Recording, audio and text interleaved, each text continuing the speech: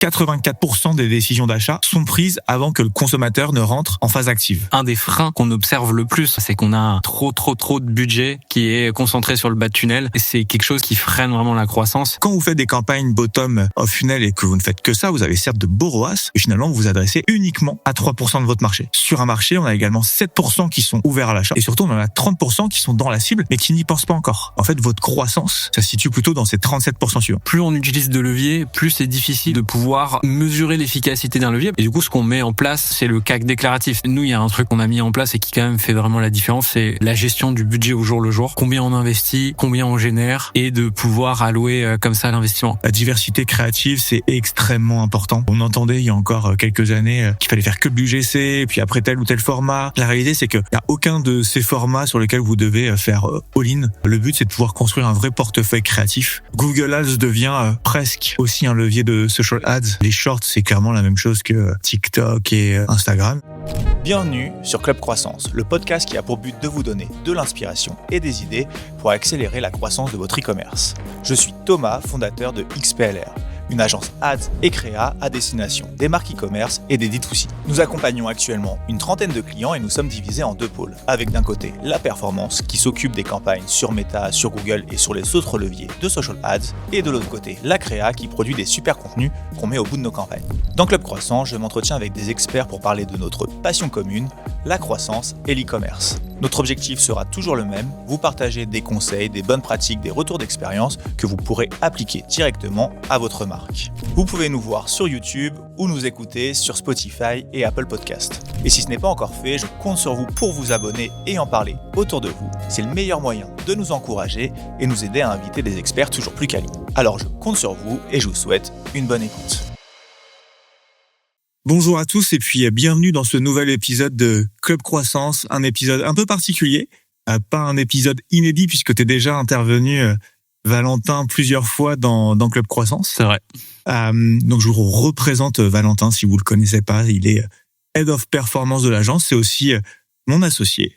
Et donc aujourd'hui, on se retrouve pour faire un épisode un peu particulier. On va vous partager nos meilleurs conseils pour bien investir votre budget publicitaire sur Meta, sur Google ou sur les autres régies de social ads pour 2026. Et c'est des conseils qui sont bien évidemment orientés vers de la performance e-commerce. Ouais, on a pas mal de choses à balayer aujourd'hui, que ce soit sur les plateformes au global. Donc Ouais, on a pris le temps avec Valentin de poser ce qu'on allait vous dire aujourd'hui. On a beaucoup de choses à vous dire, mais on est parti d'un constat, c'est que déjà en 2025, notre métier a continué de beaucoup évoluer.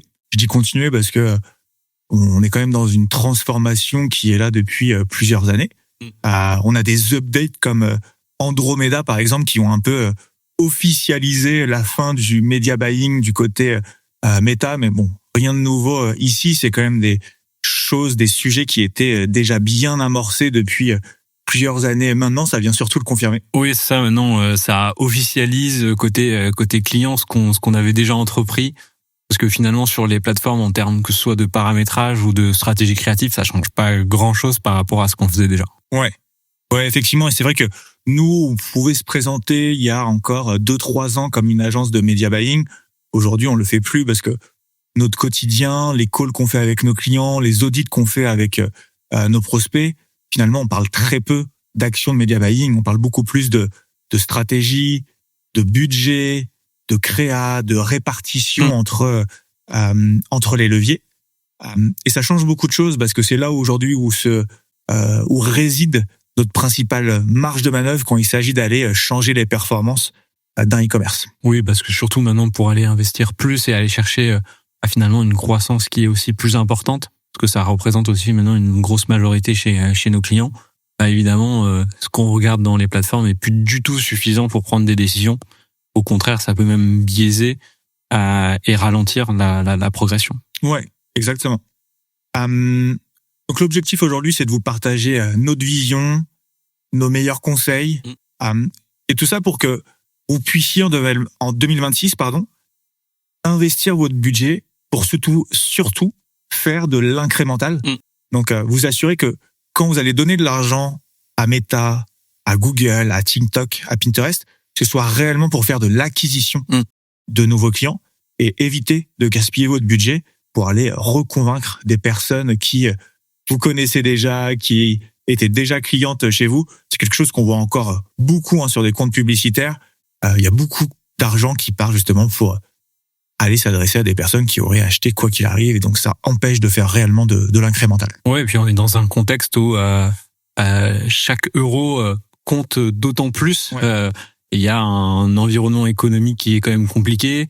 On a aussi des gros changements dans le milieu e-commerce, que ce soit avec la baisse du trafic SEO, etc., avec l'arrivée de l'IA. Enfin, il y a beaucoup de choses qui font qu'aujourd'hui, on est obligé de faire en sorte que ce qu'on investisse participe réellement à faire augmenter le chiffre d'affaires, la rentabilité, enfin en tout cas de faire en sorte qu'il n'y a pas de gaspillage d'investissement sur les plateformes. Ouais, il y a beaucoup de choses à faire, à éviter que l'argent parte au mauvais endroit. Et donc ça va peut-être nous faire une bonne transition pour le premier constat ou le premier conseil qu'on va vous donner aujourd'hui. Et ce premier conseil, c'est de voir au-delà de votre cercle de consommateurs actifs. Alors, quand on fait des audits, ça nous arrive de faire des audits où on ouvre des comptes, on voit de super ROAS, on voit des conversions partout, sur Meta, sur Google, etc. Et donc, a priori, c'est évidemment une bonne chose. On a des métriques intra-plateforme qui sont excellentes. Et souvent, quand on creuse, on se rend compte que à ce moment-là, on a effectivement de bonnes performances, mais c'est des performances qui s'expliquent surtout par le fait que on s'adresse à une audience qui est très réchauffée. C'est-à-dire qu'on s'adresse aux personnes qui sont prêtes à acheter tout de suite. Donc, c'est souvent des campagnes de retargeting ou des campagnes de brand sur Google, des campagnes très intentionnistes, en tout cas, sur Google Shopping, voire des campagnes qui peuvent être parfois des campagnes d'acquisition, mais qui sont mal paramétrées. On n'a pas bien mis les exclusions d'audience à l'intérieur. On a des messages qui sont très bottom of funnel. Donc finalement, cette campagne d'acquisition, malgré nous, c'est presque une campagne de retargeting. Ouais, totalement. Sur la plateforme, ça fait de beaux ROAS. Donc on est content, on laisse. On se rend compte que dès qu'on veut faire un petit peu plus complexe, aller plus loin, ça a 10 000 ROAS. Donc on va pas nécessairement chercher plus loin.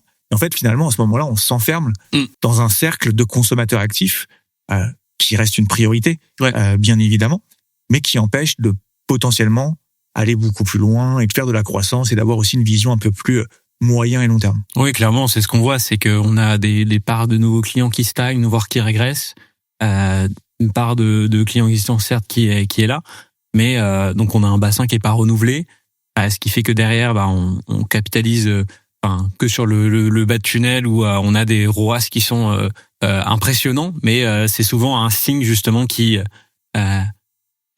comme tu dis, les campagnes sont mal paramétrées, en tout cas pas avec le bon objectif, et que la problématique elle est mal située aussi.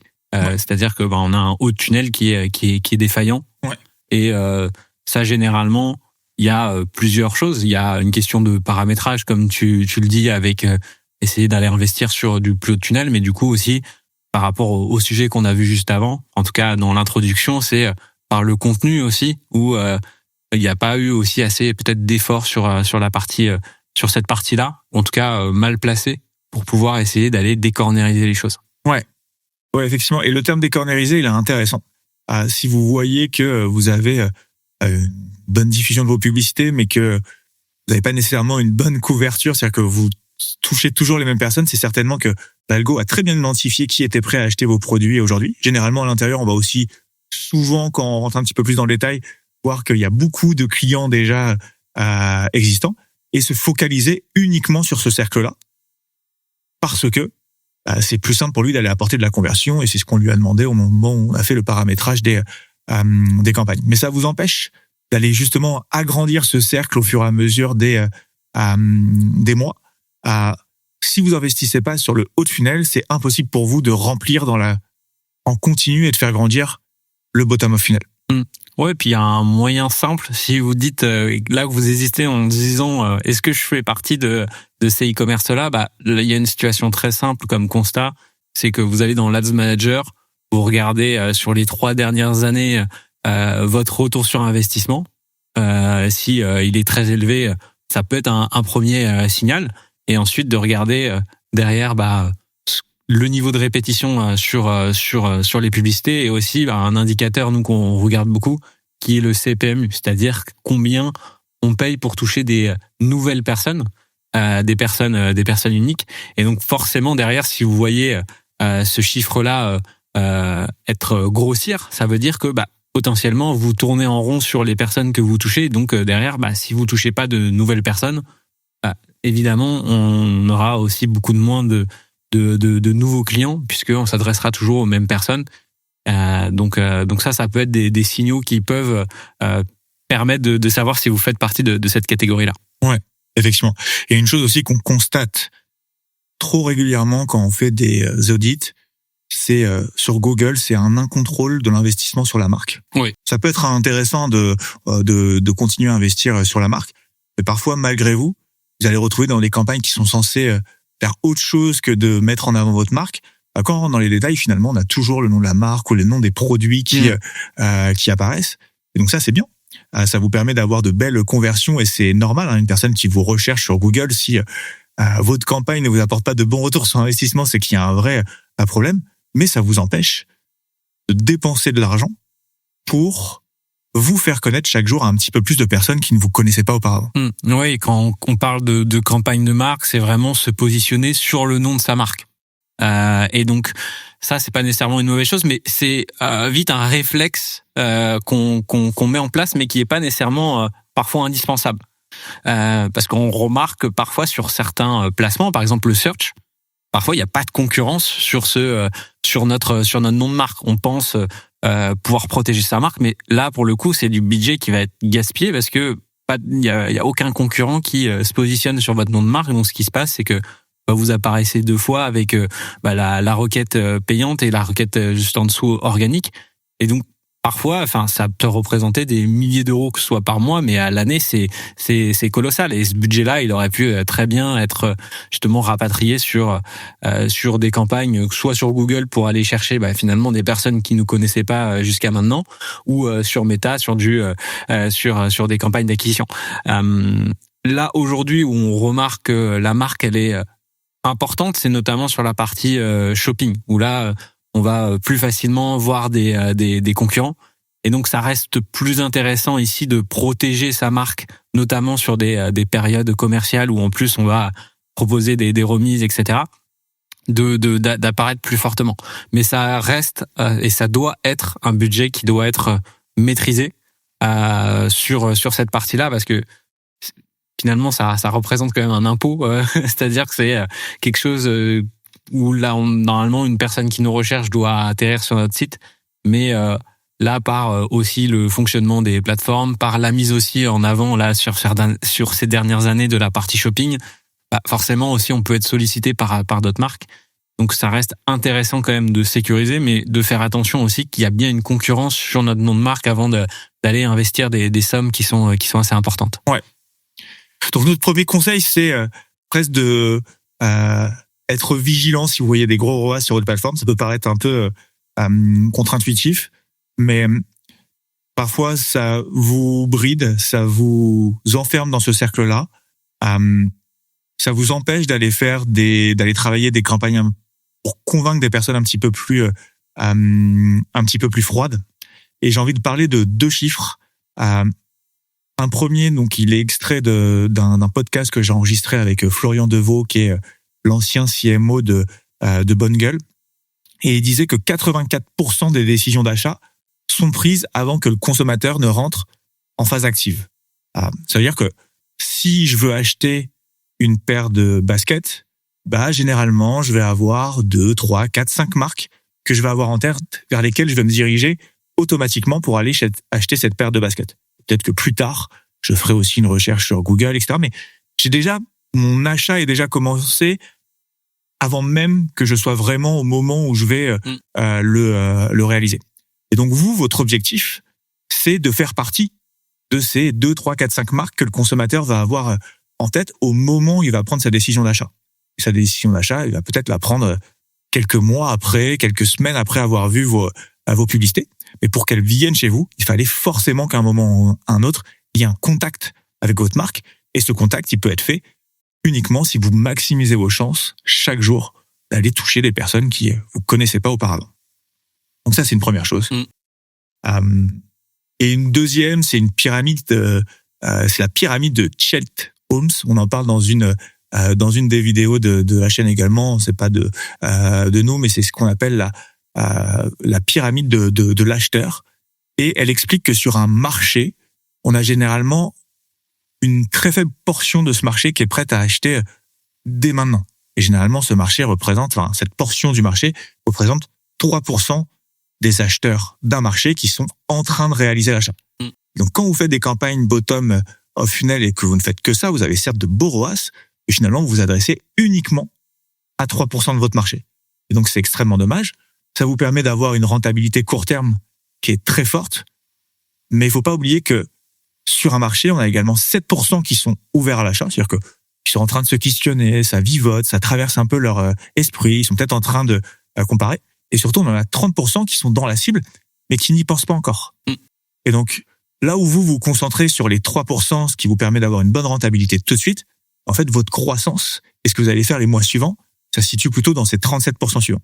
Donc, on vous mettra un peu les graphiques, etc. en description de la vidéo pour que vous puissiez comprendre, mais c'est extrêmement important de bien réussir à mapper votre marché, de comprendre où est-ce que vous investissez, est-ce que c'est vraiment sur le bas, ou est-ce que vous auriez intérêt à aller chercher un petit peu plus haut. Ouais, mais je pense qu'il y a une chose aussi, c'est que effectivement, comme on a beaucoup de chiffres aujourd'hui, on est en mesure on a ce luxe de pouvoir mesurer précisément qu'à la rentabilité, en tout cas avoir des chiffres qui nous montrent des chiffres d'affaires, de la rentabilité, combien on paye pour avoir un acheteur. Finalement, des fois aussi, ça nous écarte un peu de l'essentiel et du bon sens. Ouais. Finalement, c'est de se mettre un petit peu à la place d'un consommateur, parce qu'on en est tous aussi, on achète tous en ligne. Et du coup, c'est aussi de prendre son cas personnel, de voir sur quoi on est sensible, qu'est-ce qu'on retient quand on voit des publicités, pour pouvoir essayer aussi de comprendre ce qui se passe. Et effectivement, tu l'as dit, il y a une problématique au niveau des contenus, c'est-à-dire que forcément avoir que des contenus tunnel. Mais en fait, il y a plusieurs niveaux, c'est-à-dire qu'il y a l'investissement, où est-ce qu'on le met, les typologies de campagne et les typologies de contenu. Et évidemment, plus on favorise ce qui est rapport de la rentabilité à très court terme, finalement, au niveau du board, c'est vrai que ça nous met dans des bonnes circonstances. Par contre, effectivement, quand on aborde un peu l'impact sur le réel, c'est là où ça pêche un petit peu. Donc, effectivement, peut-être que pour eux aussi, ça peut permettre de donner des clés aussi pour pouvoir éduquer aussi un board. C'est plutôt essayer d'aborder aussi le nombre de nouvelles personnes qu'on a touchées avec l'investissement, plutôt que uniquement des rentabilités intra-plateforme. Ouais. Ouais, exactement. C'est le genre de métrique qui est intéressante à regarder. Si chaque jour vous augmentez la proportion de personnes qui viennent faire une visite qualifiée, bien évidemment, sur votre site internet, et que derrière vous avez une bonne offre, que vous avez un beau taux de conversion, que vous êtes sûr de votre product market fit, naturellement, ça ne peut qu'avoir un impact positif sur la croissance que vous allez avoir derrière. Ouais, clairement. Et vraiment, pour le coup, on insiste là-dessus, mais c'est un des freins qu'on observe le plus en faisant des audits, en reprenant des comptes. C'est vraiment ça, c'est qu'on a trop de budget qui est concentré sur le bas de tunnel, et on a beau le répéter, on l'a dit plusieurs fois aussi cette année, mais vraiment c'est quelque chose qui freine vraiment la croissance. Aujourd'hui, même sur des marques qui sont établies, c'est aujourd'hui en général le pain point principal des marques e-commerce. Ouais. Et pour terminer sur cette partie-là, parce qu'on a plein d'autres choses à vous dire, ça me fait penser à un audit qu'on avait fait en début d'année pour une marque de prêt-à-porter très connue. On ouvre notamment l'Ads Manager de Meta. Gros investissement, plus de entre 50 et 100 000 euros par mois d'investissement. Et derrière, on voit de très bons résultats, un super ROAS. Et quand on rentre un petit peu plus dans le détail, on se rend compte qu'il y a énormément de conversions à la vue et non pas au clic. C'est-à-dire que les publicités s'affichent dans les fils d'actualité, etc., mais elles génèrent pas suffisamment de clics pour pouvoir vraiment matérialiser derrière que la vente est grâce à Meta, et pas juste parce que le même jour où il y a eu la commande, il y a une publicité qui s'est affichée dans le fil d'actualité. Et malgré les budgets investis, donc qui oscillaient entre 50 et 100 000 euros par mois, quand on posait des questions à ce prospect sur est-ce que vous sentez vraiment que ça vous apporte de la croissance, que chaque mois ça vous apporte des nouveaux clients, la réponse elle était non. Et d'ailleurs, ils faisaient 80% de leur chiffre d'affaires sur du repeat. Alors, c'est bien, c'est une excellente chose, mais quand on investit 50, 100 000 euros sur un seul levier comme Meta tous les mois, je m'attendrais personnellement à un petit peu plus d'impact sur l'acquisition de nouveaux clients. Et là, clairement, en mettant bout à bout tout un tas de conclusions comme celle-ci, on se rendait compte que l'argent était dépensé pour aller convaincre des clients déjà convaincus. Et c'est bête parce que c'est-à-dire qu'à chaque commande, on avait 10, 15, 20 euros qui partaient en CPA sur Meta, alors que peut-être qu'il n'y aurait pas eu besoin d'avoir dépensé cet argent-là. Clairement. Peut-être si on peut conclure sur ce premier point pour vraiment analyser ces données-là et donner des éléments concrets, c'est de mesurer l'évolution de la part de nouveaux clients. Ouais. Si on rentre du coup et qu'on a un doute dans les plateformes, c'est des gros retours sur investissement qui sont vraiment importants. On parle de 5 à 6, enfin des gros retours sur investissement. La répétition, est-ce que on a une répétition qui augmente dans le temps et à travers les années?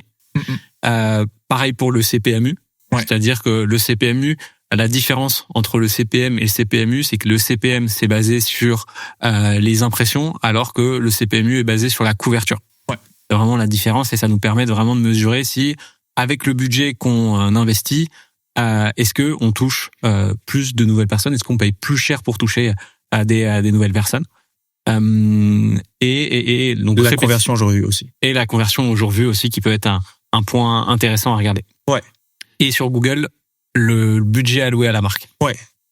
Et si on veut aller encore un peu plus loin en termes d'analyse, toi cette année tu as mis en place pas mal de choses avec tes clients, notamment le fait d'intégrer des questionnaires à l'issue d'une commande. Ouais.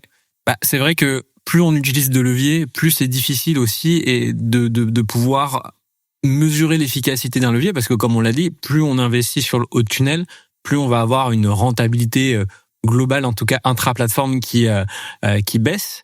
Et donc naturellement, la question c'est de se dire, est-ce que mon budget il est bien alloué entre Meta, Google, Pinterest ou les autres plateformes?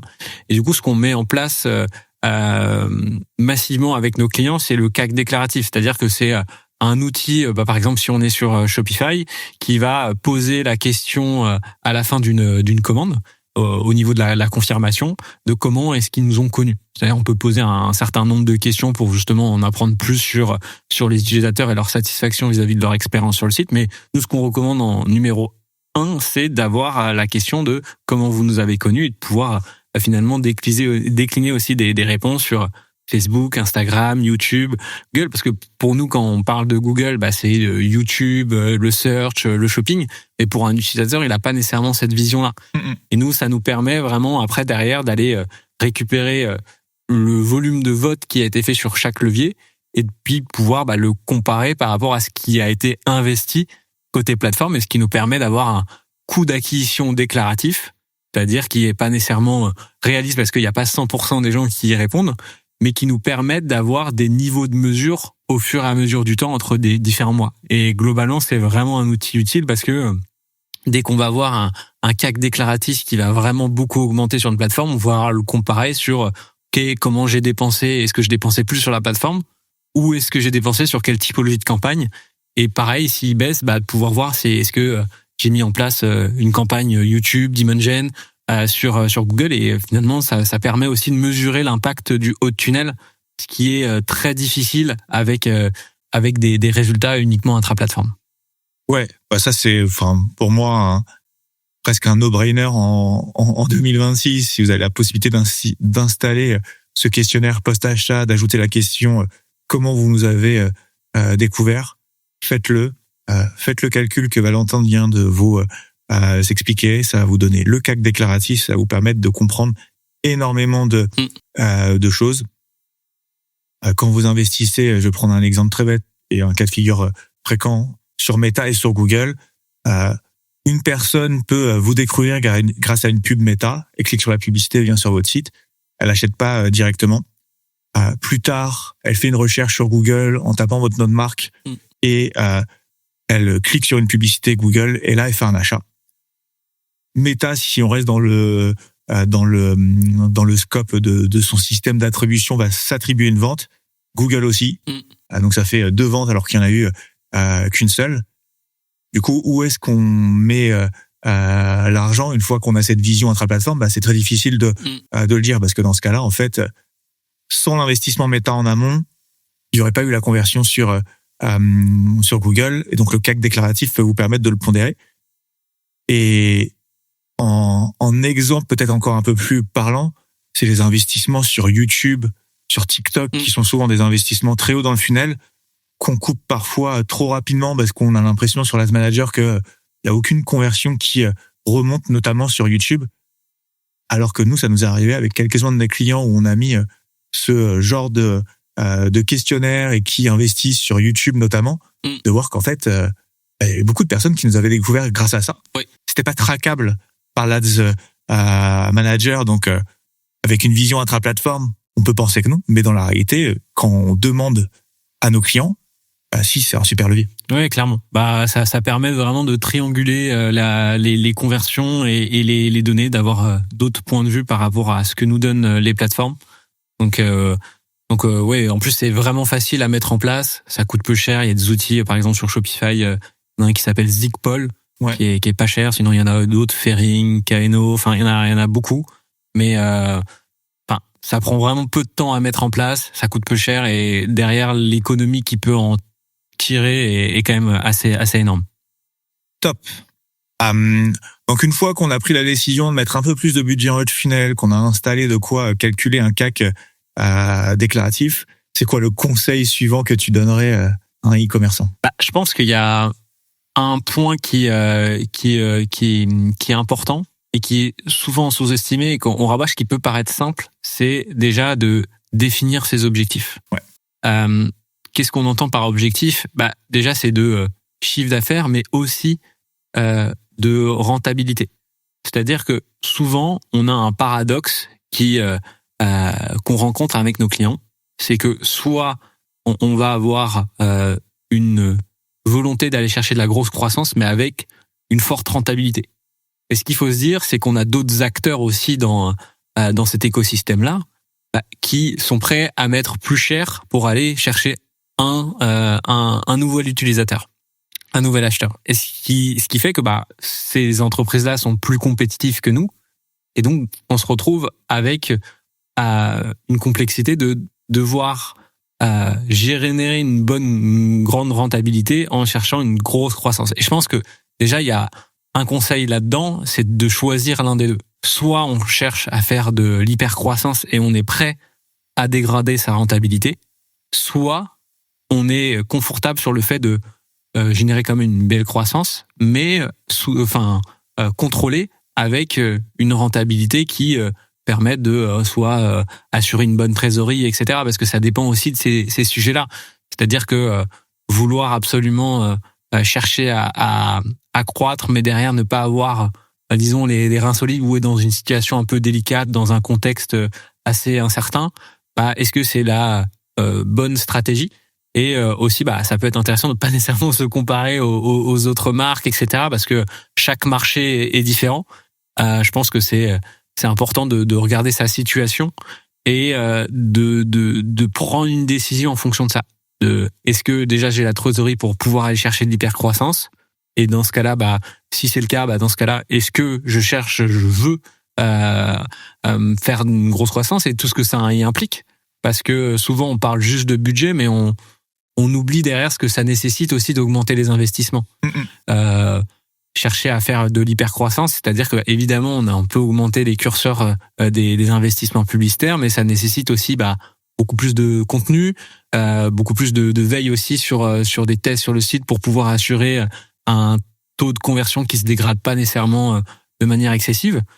Et donc derrière, ça nécessite aussi un certain nombre d'investissements et de veille constante, une pression aussi qu'il faut accepter, parce que du coup une mauvaise journée devient catastrophique, parce que plus l'investissement est élevé, plus une journée a d'impact sur la rentabilité, sur tout le reste. Donc c'est important de pouvoir se poser et de se dire, ok, c'est quoi mes objectifs de chiffre d'affaires, de croissance, mais aussi de rentabilité, pour que derrière, on puisse avoir quelque chose qui soit cohérent dans l'ensemble.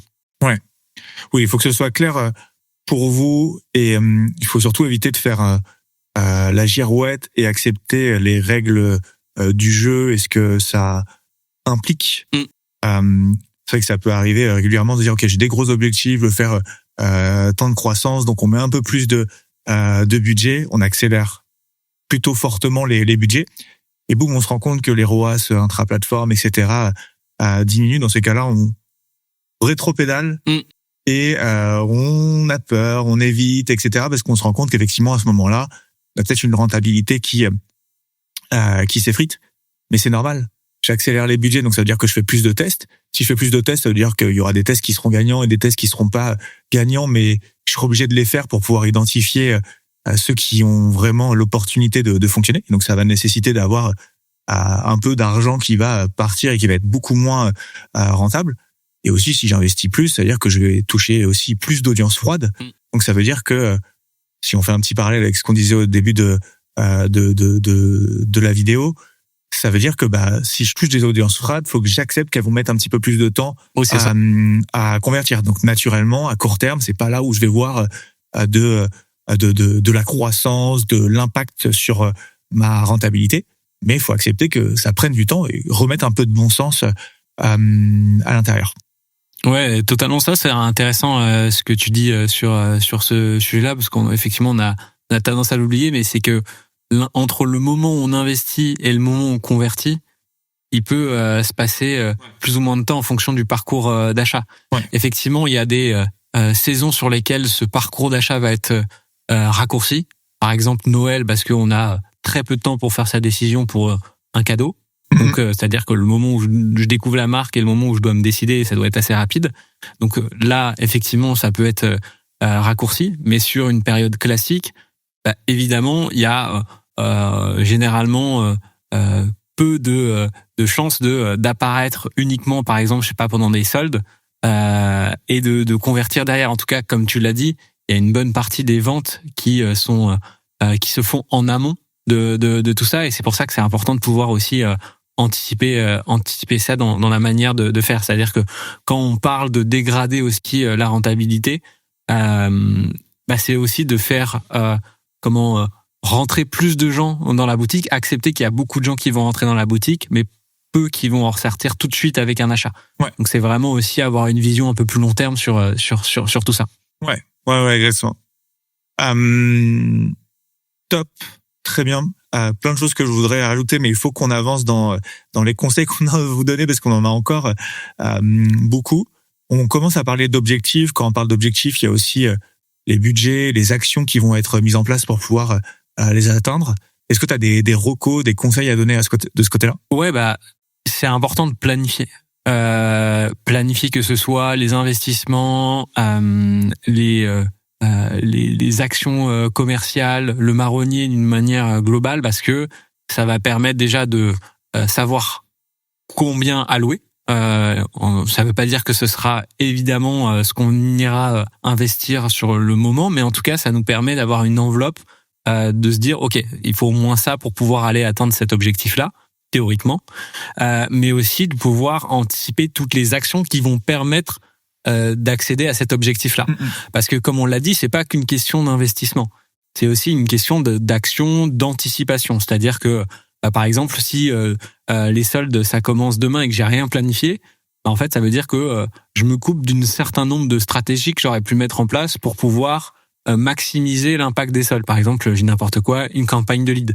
Peut-être que je peux m'y prendre 2 semaines du coup en amont pour pouvoir générer des leads qui permettront d'avoir soit un accès anticipé, soit des réductions spécifiques. Ça, on voit que ça fonctionne plutôt bien, mais aussi par exemple sur la production de contenu.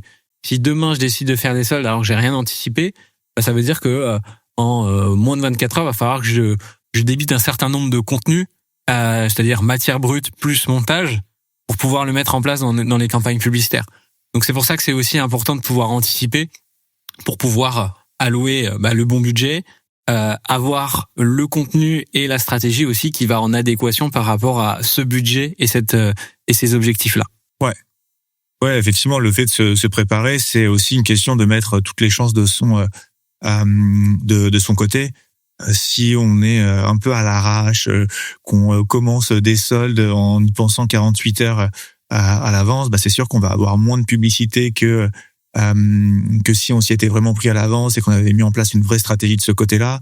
On va moins avoir la possibilité de trouver des ads qui seront vraiment gagnantes, puis on aura moins la possibilité de bien travailler son budget ou de faire des campagnes de lead comme tu le disais. Donc ouais, extrêmement important. Et toi justement, tu recommandes par exemple des soldes ou un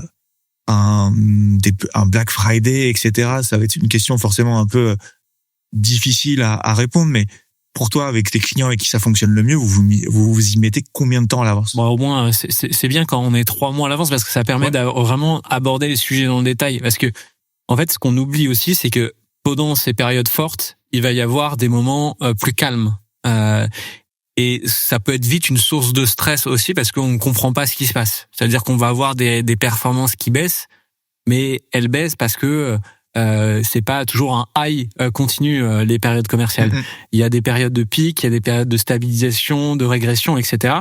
Et de pouvoir l'anticiper, ça permet aussi de se plonger aussi dans les chiffres de l'année dernière et de se dire ok, quand est-ce que ça baisse, quand est-ce que pour pouvoir aussi allouer les bons investissements, mais aussi de bien être conscient de la situation, de dire ok, c'est pas grave, là c'est normal si ça baisse parce qu'il y avait ça, et de toute manière c'est prévu parce que mon investissement va être adapté par rapport à ça. Ou alors je sais que ça va être 2-3 jours et je préfère garder mon investissement pour éviter de soit dérégler les campagnes ou autres, et de garder un flux continu. Et donc en fait c'est d'être à l'aise et d'être en contrôle de la situation pour déjà éviter de prendre des décisions qui peuvent mettre à mal finalement toute la stratégie. C'est-à-dire que je vois des performances qui baissent, tout d'un coup je décide de tout baisser, alors que en fait non, parce que 2 jours après on retourne dans un high et du coup ça veut dire que tu vas te rendre compte que tu as sous-investi pendant cette période-là, et donc en fait tu perds du chiffre d'affaires à ce moment-là.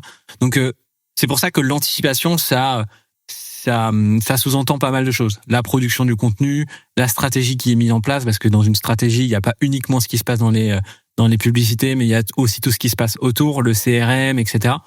Donc en fait, finalement, ça permet d'être vraiment en contrôle et de mettre vraiment toutes les chances de son côté pour atteindre les objectifs. Ouais.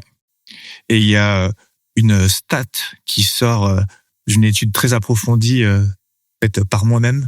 C'est que dans 100% des cas, si vous faites une opération commerciale, que vous l'avez bien préparée, bien anticipée, vous ferez de meilleures performances que si vous y allez à l'arrache. Donc vraiment, si vous anticipez pas, ou vous préparez pas bien, finalement, c'est comme si vous acceptiez de laisser de l'argent sur la table, de mal investir votre budget. Ouais. Non, clairement.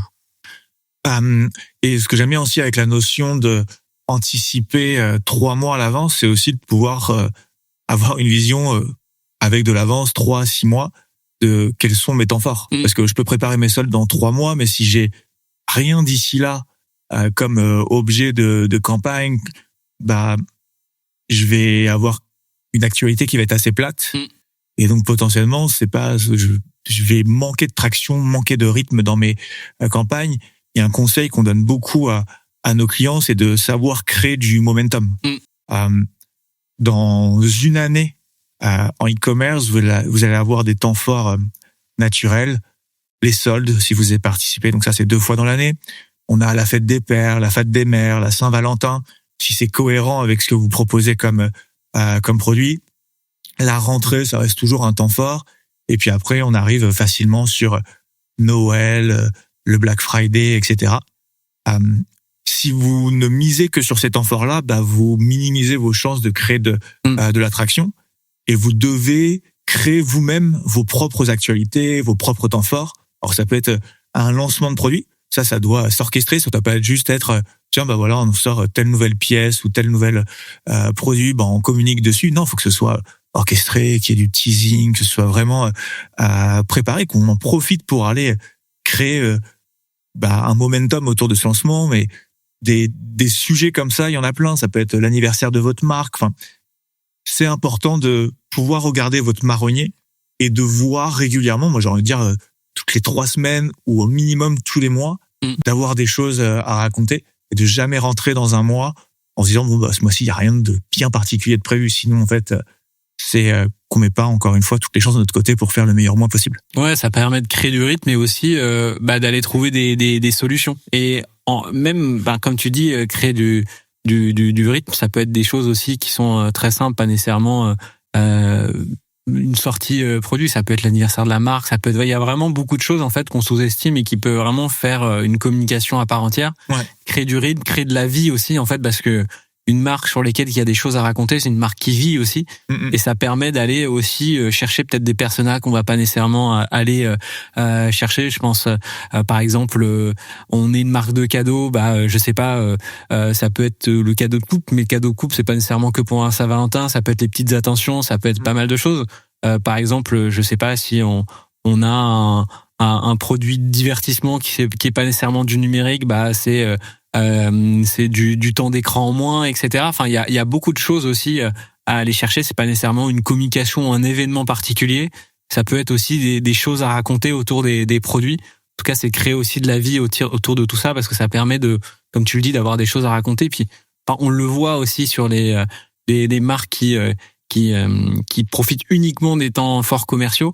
On voit qu'il y a quand même, c'est beaucoup plus difficile aussi d'aller grossir, d'aller chercher plus gros, alors que quand on a vraiment on donne du rythme, c'est aussi du teasing. En fait, je pense qu'il y a aussi une question entre valeur réelle et valeur perçue. C'est comme si je racontais, je sais pas, ma semaine et je dis samedi en fait j'ai gravi l'Everest et puis après je passe à autre chose. Alors que si derrière je fais un teasing là-dessus, j'ai une grosse annonce, je crée finalement d'entertainment autour de tout ça.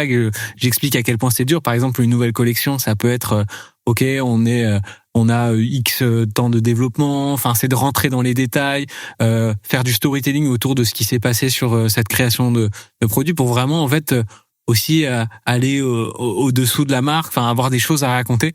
Je trouve que c'est intéressant et on rentre aussi dans toutes les autres logiques qu'on a parlé jusqu'à maintenant, c'est-à-dire d'intervenir aussi un peu plus haut dans le tunnel, parce que parfois un lancement de collection ça peut s'adresser souvent à des personnes qui connaissent déjà la marque, parce que un nouveau produit c'est pour une personne qui ne connaît pas la marque, tous les produits sont des nouveaux produits, alors que si on a une communication particulière, une manière de communiquer particulièrement vis-à-vis d'une nouvelle collection ou autre, là ça peut faire aussi l'objet d'une communication pour des personnes qui connaissent pas la marque, parce que ça peut être une manière de rentrer dans celle-ci. Ouais. Je trouve que c'est aussi intéressant de le voir le voir comme ça. Ouais. Et puis pour terminer là-dessus, je pense qu'on voit un point commun au Shopify de nos clients qui ont fait de très belles années en 2025, c'est leur courbe, elle ressemble pas à quelque chose d'assez plat et de linéaire dans le temps qui grossit, mais c'est des pics qui montent, parce qu'il y a eu justement plein de fois où il y a eu des gros moments, des gros temps forts commerciaux, comme on explique maintenant, et finalement, ça ressemble à ça, la vie d'un e-commerce. C'est des moments où il faut maximiser ses chances. Toi, justement, quand tu arrives dans des périodes comme Noël, le Black Friday, etc., tu as des recos à nous partager sur la manière de bien gérer son budget? Ouais, clairement, nous, il y a un truc qu'on a mis en place et qui quand même fait vraiment la différence, c'est la gestion du budget au jour le jour. Ouais. C'est-à-dire, c'est combien on investit, combien on génère, et de pouvoir allouer comme ça l'investissement. Comme on l'a dit, effectivement, c'est pas nécessairement corrélé au fait de convertir tout de suite le trafic qu'on a renvoyé et le budget qu'on a mis. Mais c'est plutôt d'avoir une bonne balance entre le nombre de personnes qu'on fait rentrer dans la boutique et le nombre de gens qui en ressortent, et d'avoir finalement aussi par rapport aux objectifs de rentabilité, d'avoir un suivi beaucoup plus pointilleux là-dessus. C'est-à-dire que si on voit que il y a eu une bonne journée et que ça s'enchaîne 3 bonnes journées et on voit que on sous-investit, ça veut dire que on aurait pu le dégrader pour aller générer du trafic supplémentaire qui aurait pas nécessairement converti tout de suite, mais qui aurait converti peut-être plus tard. Ça veut dire que on profite d'un moment où il y a de l'attraction pour pouvoir faire rentrer plus de monde dans la boutique, pour que derrière, ça maximise aussi les futurs, soit les prochaines journées ou alors les prochains mois. Ouais. Et sur le calcul du chiffre d'affaires, parce que c'est vrai que ça, on le voit sur Shopify, c'est assez complexe, même dans la manière dont sont pris en compte les retours. C'est-à-dire qu'il n'y a pas de rétroactivité vis-à-vis des prises de retours. Et parfois, ça peut être aussi, si on prend le mauvais KPI, on peut aussi se mettre des œillères ou pas prendre nécessairement les bonnes décisions. Nous, ce qu'on a décidé de faire, notamment sur cette partie gestion jour le jour, c'est de rajouter finalement les retours pour éviter de les prendre en compte. Ce que je veux dire par là, c'est que par exemple, j'ai une très bonne traction, et sauf que je vais du coup avoir un retour important, je sais pas, qui va du coup déduire du chiffre d'affaires. Donc ça veut dire que ça va sur le papier dégrader ma rentabilité, ce qui dans la réalité est vrai, mais ce qui est du point de vue performance faux. C'est-à-dire que c'était pas une mauvaise journée, au contraire c'était une bonne journée, mais ça devient une mauvaise journée parce que finalement il y a des retours qu'il y a eu à ce moment-là. Donc ça vient avoir un bon indicateur de rentabilité, mais un mauvais indicateur de performance. C'est pour ça que nous, on décide de rajouter les retours qui ont été déduits au chiffre d'affaires sur cette partie performance au jour le jour, pour éviter d'être dans une situation où on prend les mauvaises décisions et d'avoir vraiment une vision performance et non une vision rentabilité. Ouais, ça c'est extrêmement important. Je crois que je t'entendais dire dans un appel récemment que un budget bien alloué, c'est toujours beaucoup plus efficace qu'une campagne bien configurée. Ouais. Puis je pense que c'est bien aussi de remettre un peu de bon sens là-dedans. C'est-à-dire que quelque chose qu'on voit fréquemment, c'est des marques qui sous-investissent, par exemple, le premier jour des soldes. Du coup, elles mettent un petit budget le premier jour des soldes, ça fonctionne bien. Donc elles disent, le lendemain, on va en mettre un peu plus. Sauf que c'est déjà trop tard. Parce que naturellement, le premier jour des soldes, c'est là où il y a du momentum, c'est là où il y avait de l'attente, et c'est là où ça fonctionne. Donc, mettez plus de budget le jour des soldes. Quand on arrive à Noël, on sait toujours que les week-ends avant Noël, c'est des gros moments où les gens ont le temps, ils vont quoi qu'il arrive faire des achats parce qu'ils ont besoin de faire leurs cadeaux. Donc c'est un moment où il faut investir plus que d'autres moments dans l'année. Ouais. Mettez vraiment du bon sens aussi dans votre investissement, et n'ayez pas peur de faire matcher vos budgets avec tout ce bon sens-là, et surtout éviter de rentrer dans un mois en vous disant, je sais pas, j'ai 10 000 euros de budget, mon budget quotidien, ça va être 10 000 euros divisé par 30, quoi. Ouais, et puis surtout, il y a un truc qu'il faut prendre en compte, c'est que, par exemple, si on prend les soldes, ça commence en début de mois. Donc c'est là où on peut se permettre de prendre le plus de risques possible. Donc c'est pas grave si on surinvestit, parce que comme je l'ai dit, ça veut juste dire qu'on a générer plus de gens qui rentrent dans la boutique que qui en ressort avec un achat. Mais du coup, on peut le réguler sur le reste du mois, c'est-à-dire réduire un peu l'investissement au fur et à mesure du mois pour pouvoir aller compenser cette forte hausse.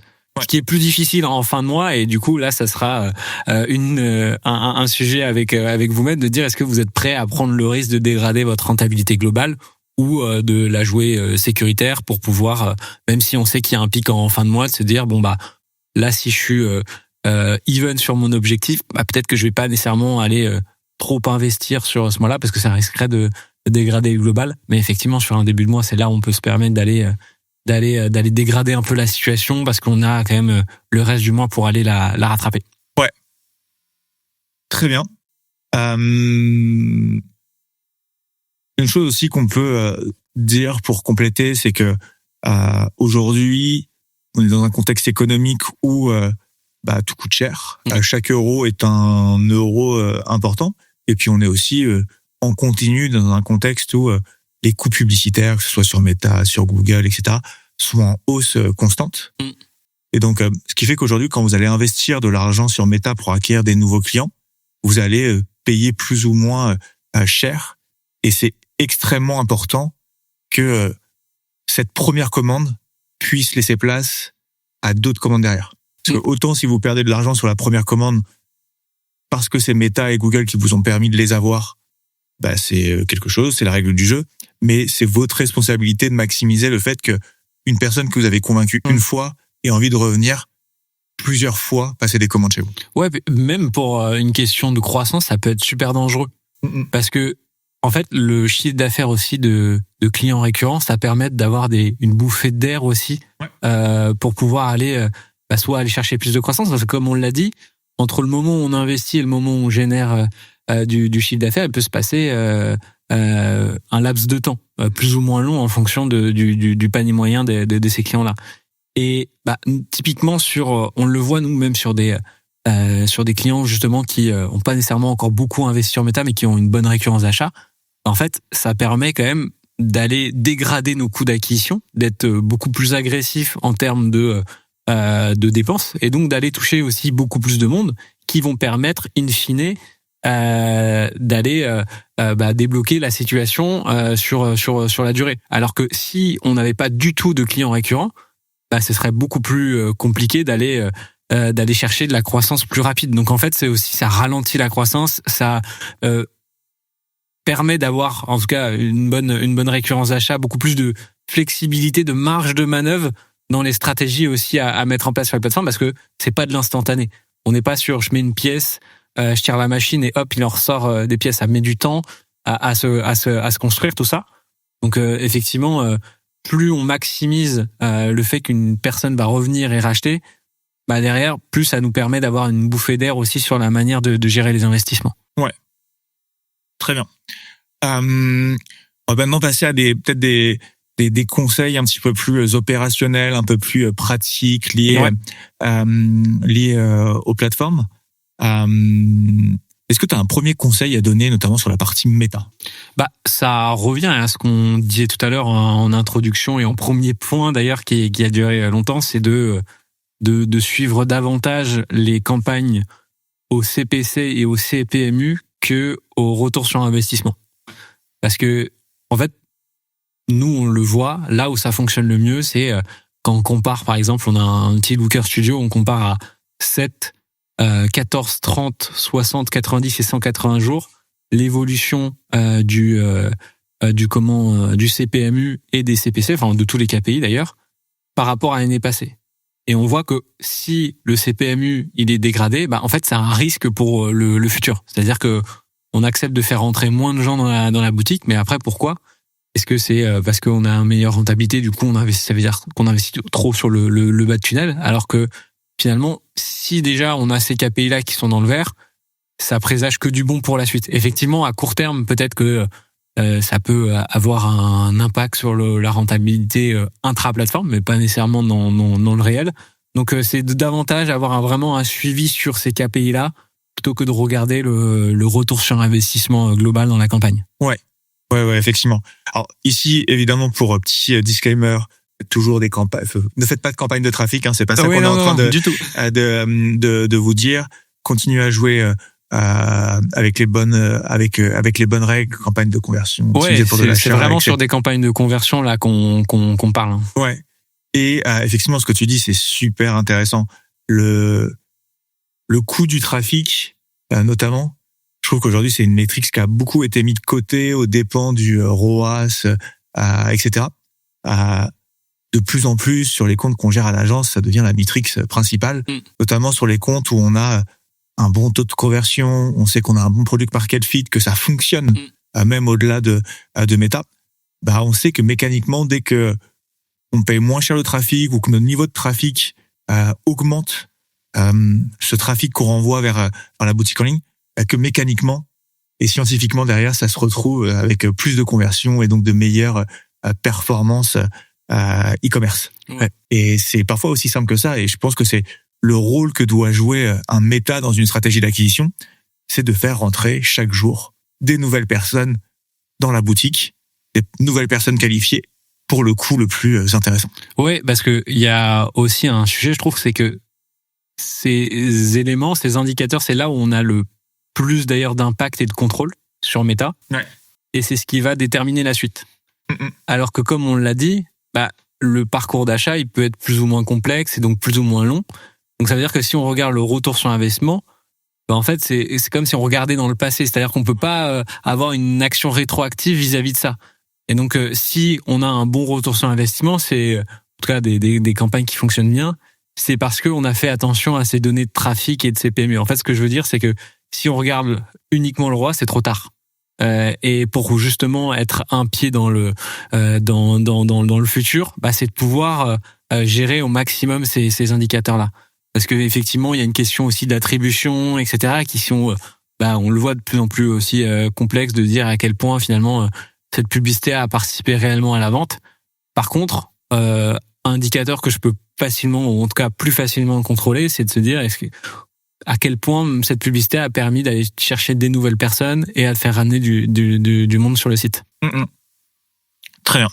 Non, effectivement, ça c'est un point super important. Donc regardez davantage vos métriques de trafic et aussi le CPMU qui correspondent à votre proportion à toucher chaque jour des nouvelles personnes, et vous verrez que mécaniquement ça va avoir un impact positif sur le reste. Et j'aime bien ce petit parallèle entre regarder, déjà c'est des choses sur lesquelles on a réellement de l'impact, parce que votre CPC c'est la métrique sur laquelle vous avez le plus d'impact, notamment avec la créa, et de pouvoir se focaliser sur ce qui va avoir de l'impact dans le futur plutôt que de suranalyser ce qui s'est passé dans le passé. Ouais, oui. Justement, on parlait un peu de la créa. C'est quoi un peu tes parce que ça va pas être un épisode vraiment créa oriented, mais on va être obligé quand même d'en parler parce que c'est le nerf de la guerre, notamment en social ads. C'est quoi tes grands principes, tes grands conseils comme ça que tu donnerais à un e-commerçant? Pour moi, il y a un sujet, c'est cadrer et prioriser la production de créa. Ouais. C'est quand j'entends ça, c'est que souvent on veut une fois qu'on a un concept qui fonctionne bien, par exemple, je vais prendre un exemple d'une marque de prêt-à-porter. On veut tester, on veut continuer à tester, plein de templates, etc., de visuels, alors qu'on en a déjà qui fonctionnent bien et qu'on en a zéro sur la vidéo. En fait, c'est de se prendre classiquement, c'est que sur Meta, il y a plusieurs placements, et du coup, plus on apparaît sur une diversité importante de placements, plus on va pouvoir toucher plus de personnes et donc de couvrir un maximum nos prospects. Ça veut dire que si je continue d'attribuer du temps à faire des nouvelles déclinaisons sur, par exemple, du statique, alors que j'ai déjà des choses qui sont déjà établies et qui fonctionnent, en fait, je priorise pas bien les actions, parce que ça veut dire que la vidéo, je le fais pas, et donc je passe pas de temps sur pouvoir développer ce placement-là et d'apparaître dessus.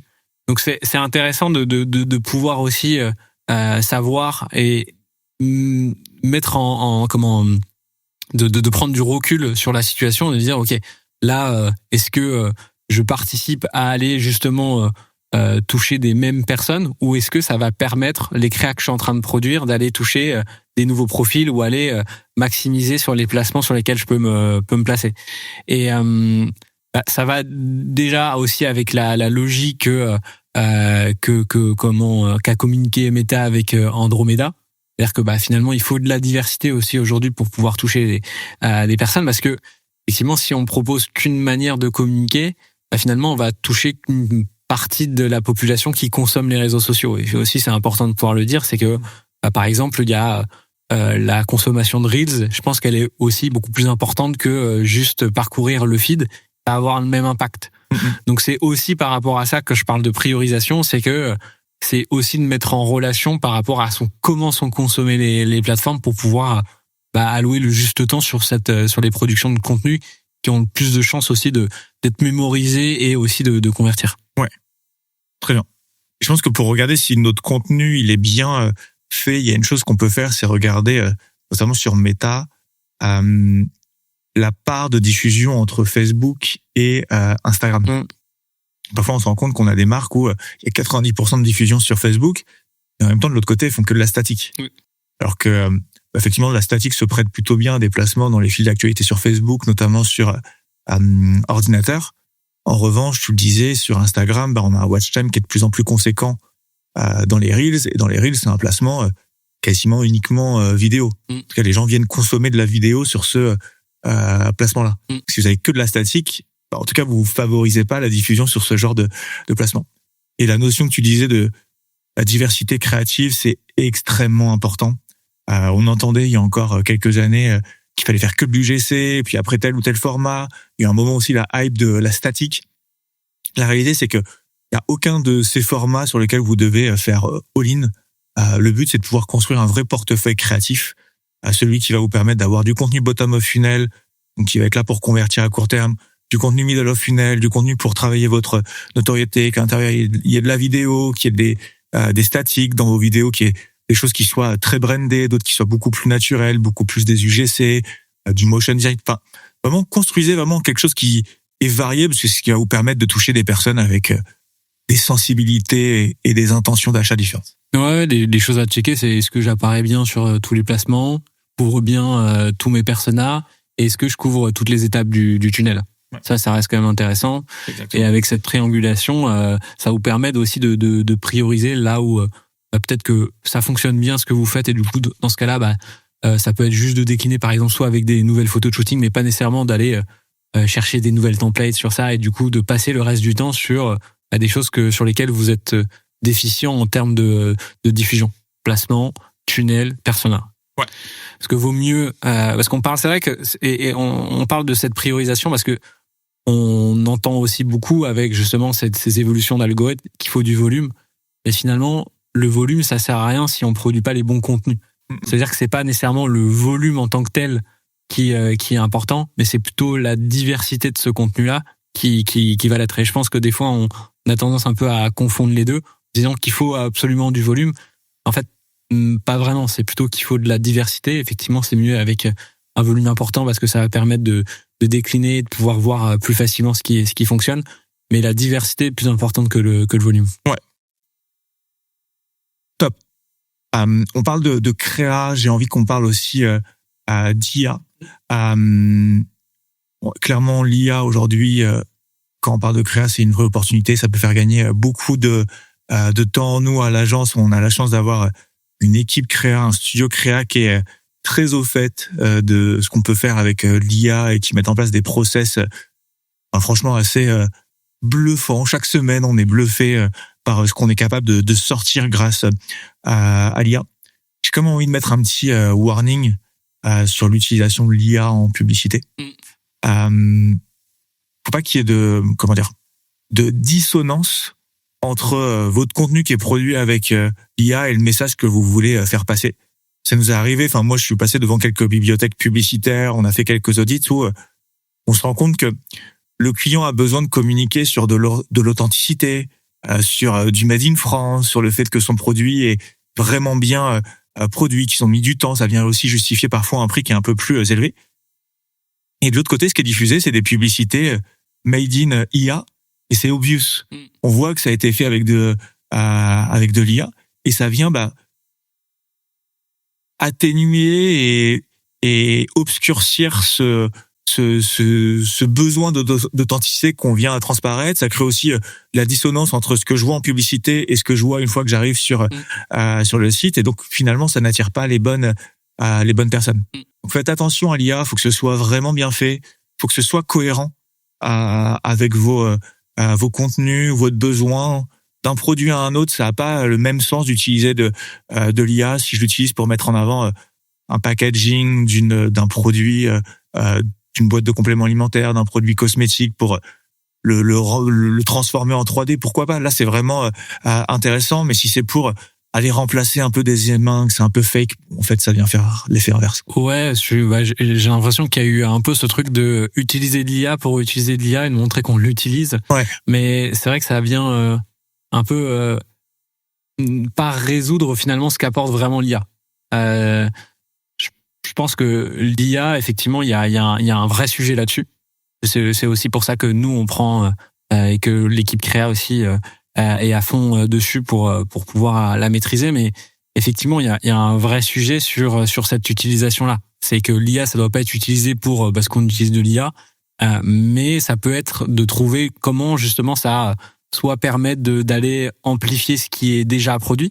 Par exemple, nous on l'utilise pas mal avec nos clients pour adapter des top photos à la saison, parce que c'est toujours difficile dans un shooting, même en sachant que cette publicité a fonctionné, cette photo par exemple a fonctionné, de la répliquer sur un nouveau shooting.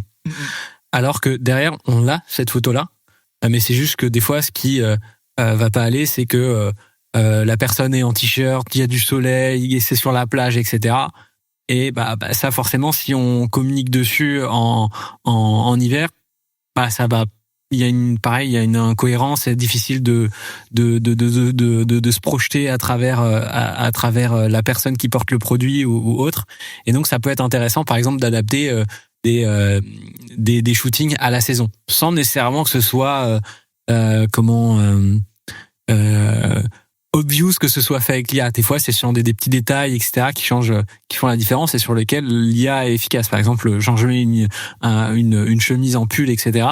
Ça, c'est très bien fait pour l'IA. On dénature pas finalement le contenu et on peut pas savoir que c'est fait avec de l'IA. Ça, c'est une manière subtile. Ou alors, ça peut être aussi par rapport au ton de la marque. Ça peut être quelque chose de très assumé dans un univers un peu fun, etc., où on vient l'utiliser, mais c'est assumé. Et je pense qu'il y a vraiment ces deux cas où on ajoute des éléments subtils, on décline ce qui a déjà fait ses preuves, et de l'autre, on essaye de faire des choses qu'on pourrait pas nécessairement faire, par exemple, je sais pas, faire parler des bébés, etc. En fait, c'est drôle, c'est marrant, et on sait que c'est avec de l'IA parce que ça sort du réel. Ouais, effectivement, je suis d'accord avec toi. C'est bien pour décorer et faire de l'humour. On a utilisé aussi pendant la période de Noël. Avec un Père Noël, etc. On sait qu'un Père Noël n'est pas vrai, donc on peut se permettre de... désolé s'il y a des enfants qui écoutent cet épisode, mais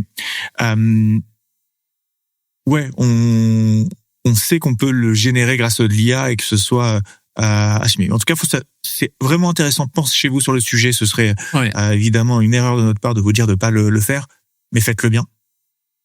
Et je pense que ça vient en parallèle avec un autre conseil sur la créa qui est de continuer à mettre de l'authenticité dans vos créas. Je pense qu'on va voir, et encore je trouve qu'aujourd'hui ça reste assez à la marge, le nombre de volumes de créas générés avec de l'IA.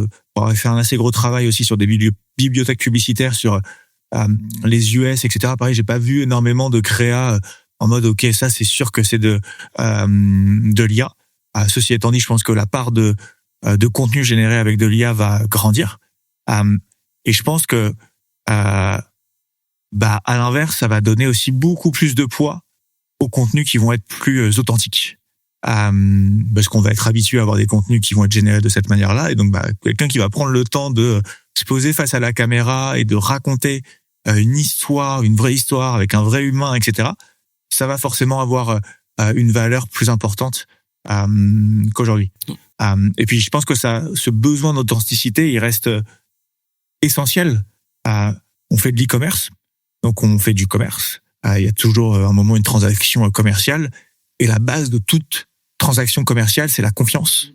Et il y a rien que mieux que de l'humain et de l'authenticité pour pouvoir bâtir cette confiance. Oui, parce que ça crée de la singularité aussi, parce que ce qu'il faut se dire, c'est que ces outils-là sont à disposition de tout le monde pour des coûts extrêmement réduits. Donc ça veut dire qu'on va avoir des résultats qui sont sensiblement identiques, c'est-à-dire que si on remplace, je sais pas, par exemple, ça peut être une solution, ça dépend aussi comment c'est fait, mais par exemple tous les contenus dits UGC par des acteurs IA, en fait, au bout d'un moment, on va avoir quelque chose de très lissé, qui se ressemble un peu à droite à gauche. C'est ce qui s'est passé même avec finalement les humains, c'est-à-dire qu'au début, les UGC c'était vraiment des vrais clients qui prenaient la parole. Ensuite, c'était des acteurs, ça l'est encore, donc ça veut pas dire que ça fonctionne pas du tout. Mais on voit qu'il y en a eu de plus en plus, et donc aussi l'impact a aussi eu sur les performances, sur ce côté authentique aussi, c'est amoindri parce qu'on sait derrière davantage que c'est un acteur que une vraie personne, en tout cas une personne qui donne réellement son avis. C'est pour ça que aussi quand on parle d'authenticité, c'est pas nécessairement aussi de jouer un rôle, parce qu'effectivement on peut parler de l'IA, mais il y a aussi le côté de, par exemple, ok, je dois faire du GC, je vais prendre un membre de mon équipe qui va se faire passer pour un client devant la caméra. Et en fait, tout de suite, ça fait un résultat qui est un peu cringe parce que la personne, elle joue un rôle, elle n'a pas du tout l'habitude d'être devant la caméra, alors que ça aurait été une bien meilleure publicité si, par exemple, la personne, au lieu de dire qu'elle était cliente, qu'elle faisait vraiment partie de l'équipe de la marque et d'essayer de transposer un peu sa vision de la marque à travers son regard pour donner un peu derrière de l'authenticité, une histoire, etc. Enfin, en tout cas, vraiment du fond et de la singularité autour de celle-ci. Je trouve que c'est aussi dans cette manière-là qu'il faut appréhender les UGC. Je pense que il y a eu un sujet avec ça où c'est trop rentré dans comment quelque chose de il faut faire l'UGC parce que ça fonctionne l'UGC, donc l'UGC c'est quoi? Ok, c'est une personne filmée au téléphone avec quelqu'un qui parle devant la caméra. C'est pas nécessairement ça en fait, c'est le fond derrière qui aussi fait que ça fonctionne. C'est pas la forme qui fait que ça fonctionne, et donc c'est pour ça que qu'est-ce qui fonctionne à la base dans les UGC? C'est ce côté authentique, c'est qu'on a l'impression que c'est une personne qui donne réellement son avis, avec des imperfections, etc., au niveau peut-être de la prise de parole. Mais comme on a un discours sincère, on arrive des fois à s'y retrouver, etc. Et je trouve que justement, cette authenticité, on la retrouve finalement assumer qui prend la parole derrière la caméra. Ouais. Et laisser finalement les prises de caméra, des prises de face caméra, etc., un peu jouer à des vrais acteurs, parce que pour le coup, ça se ressent direct quand c'est quand c'est joué. Ouais, et puis effectivement, c'est intéressant de pouvoir générer du contenu aussi en interne. On parle dans ce cas-là souvent de founder generated content, même si c'est un terme qui peut très bien s'appliquer si c'est pas nécessairement le fondateur qui prend la parole. Ça a énormément d'avantages. Si vous avez cette possibilité, vous, de créer du contenu en interne, on vous le recommande vivement. Ça va réduire vos coûts de création. Ça va vous permettre d'avoir une idée à midi, de la tourner après la pause déj, de la monter pour le goûter et de la lancer le soir avant de partir. Donc de pouvoir tester méga rapidement. Et ça vous offre des possibilités de storytelling qui sont presque infinies. Vous pouvez parler de la mission de vos produits, vous pouvez mettre en avant une opération commerciale, vous pouvez faire le focus sur un détail. Enfin bref, on a fait une vidéo dédiée sur le sujet, vous pourrez la retrouver sur la chaîne. Mais le founder generated content, ça c'est un vrai sujet pour vous en 2026. Et quand on parle de founder generated content, si vous n'êtes pas le fondateur mais vous êtes une personne en interne, ça marche aussi. Top. Je vois que l'heure passe. On a encore peu parlé de Google. Est-ce que tu as quelques tips aussi à partager sur ta vision actuelle de Google? Ouais, sur son utilisation, en tout cas en e-commerce, on voit que sur la partie rentable, déjà, il y a un sujet, c'est, comme on l'a dit au départ, la segmentation entre la marque et leur marque. Quand on parle de marque, c'est positionner du budget et des enchères sur son nom de marque. Donc c'est le cas sur le search et sur le shopping. Donc ça, on l'a évoqué, premier tips, vraiment segmenter les deux et contrôler le budget qu'il y a dessus. Le deuxième, c'est que effectivement, on le voit en e-commerce, la partie shopping représente quand même une partie majoritaire de l'investissement pour aller chercher de la rentabilité au-delà de personnes qui recherchent la marque.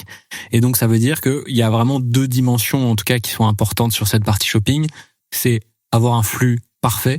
Donc ça veut dire des titres sur lesquels on retrouve déjà les informations importantes, mais au-delà des informations importantes, les mots-clés aussi qui sont recherchés par les utilisateurs quand ils recherchent vos produits.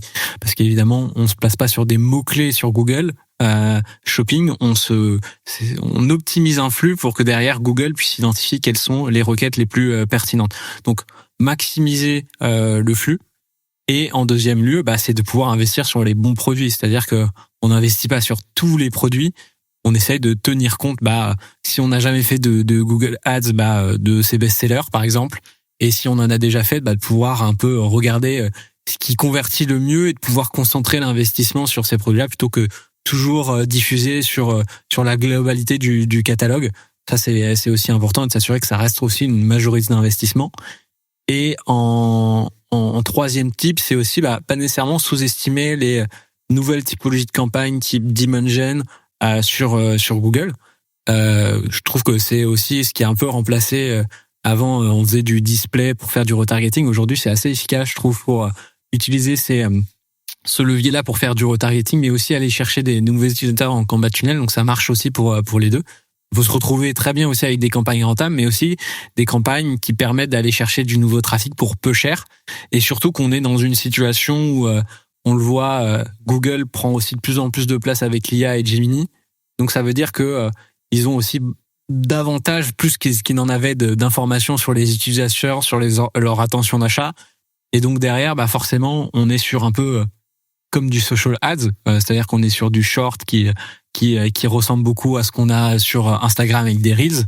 Et donc derrière, qui peut aussi toucher beaucoup plus efficacement, aussi bien que Meta les utilisateurs. Donc c'est des typologies de campagnes, je pense qu'il faut pas nécessairement sous-estimer en 2026 pour dans sa répartition budgétaire. En tout cas, ça peut être des bons tests. Ouais, très bien. Non, super intéressant ce que tu dis sur le côté Google Ads devient presque aussi un levier de social ads. Les shorts, c'est clairement la même chose que TikTok et Instagram. On peut mettre de la publicité ici. Donc ça, c'est évidemment cohérent et c'est important de l'avoir en tête. Ça peut faire clairement partie d'une stratégie d'acquisition. La publicité sur YouTube aussi a toujours sa place, d'autant plus que YouTube aussi est de plus en plus regardé, notamment à la télévision. Et c'est l'opportunité pour vous presque de faire de la publicité à la télé sans avoir besoin de passer par les chaînes classiques. Donc ouais, je pense que considérer aussi Google au-delà des intentions qu'on va pouvoir retrouver sur le search et shopping, c'est super intéressant. Et tu parlais tout à l'heure juste avant d'investir sur les bons produits. Je crois que toi, tu utilises des scripts avec ton équipe. Est-ce que tu peux nous expliquer un petit peu en quoi ça consiste, comment ça fonctionne? Ouais. En gros, c'est un petit bout de code qu'on met sur Google Ads. C'est relié à un Google Sheet et en gros, ça va trier automatiquement en fonction de conditions, c'est-à-dire de règles qu'on aura définies. Ok, c'est quoi le retour sur investissement cible, le niveau de dépense, etc. Et en fonction de ces différentes règles, ça va permettre de trier automatiquement les produits en fonction de leur performance. Ouais. Ok, les produits rentables, c'est des produits qui ont au moins 3 de retour sur investissement, qui ont dépensé au moins n'importe quoi 1 à 2 fois le CPA cible. Et je sais pas, on peut rajouter un volume d'achat. Enfin, ça peut être des filtres comme ça. Nous, on a des filtres pour chaque typologie de rentabilité. On va avoir les produits rentables, fort potentiel, faible potentiel, les produits sur lesquels il n'y a pas du tout d'investissement. On parle de produits zombies.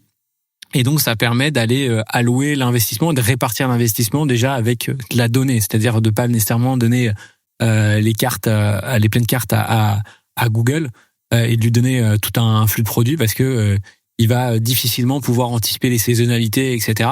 Donc, en gros, nous, on a 2 manières de filtrer.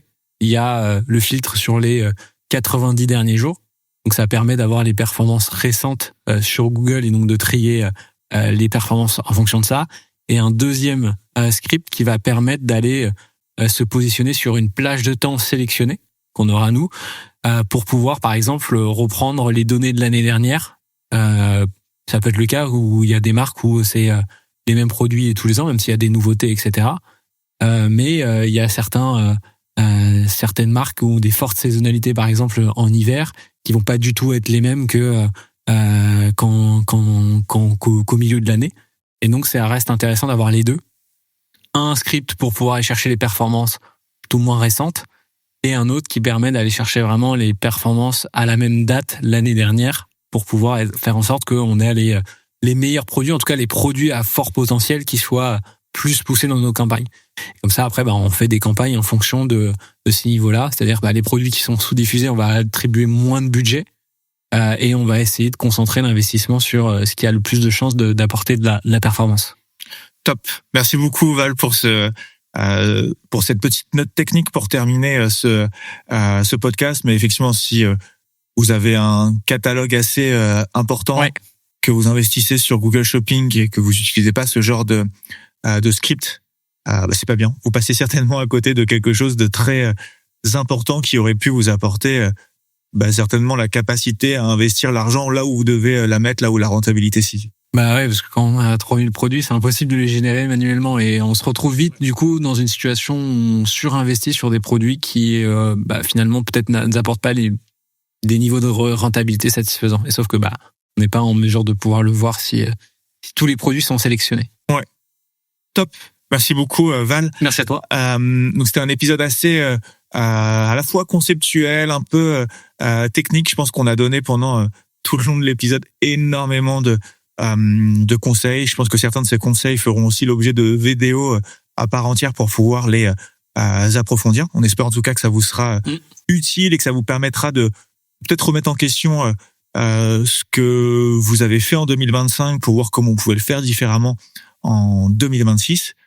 Bien évidemment, si vous avez besoin qu'on jette un œil sur votre stratégie d'acquisition, sur votre Google Ads, votre Meta Ads.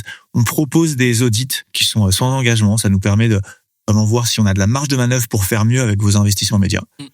Si ça vous intéresse, n'hésitez pas soit à m'écrire directement sur LinkedIn. On vous met aussi également le lien de notre site internet en description. Vous pouvez vous rendre dessus et prendre un rendez-vous. Ça vous prend 2 minutes et puis on se chargera de vous recontacter. Merci Thomas. Merci à toi Val. Merci d'avoir écouté cet épisode de Club Croissance. Si cet épisode vous a plu et pour ne pas rater les prochains, pensez à vous abonner à la chaîne YouTube ou au podcast sur Spotify et Apple Podcast. C'est le meilleur moyen de nous donner de la force et de nous aider à trouver des experts toujours plus quali pour intervenir. Pour des conseils quotidiens sur l'e-commerce, l'Ads et la créa, vous pouvez également me suivre sur LinkedIn. Et si vous voulez qu'on parle directement de votre marque et de vos enjeux, n'hésitez pas à vous rendre sur notre site internet et à prendre directement rendez-vous. Tous les liens sont dans la description. Merci pour votre soutien et à très bientôt pour un nouvel épisode de Club Croissance.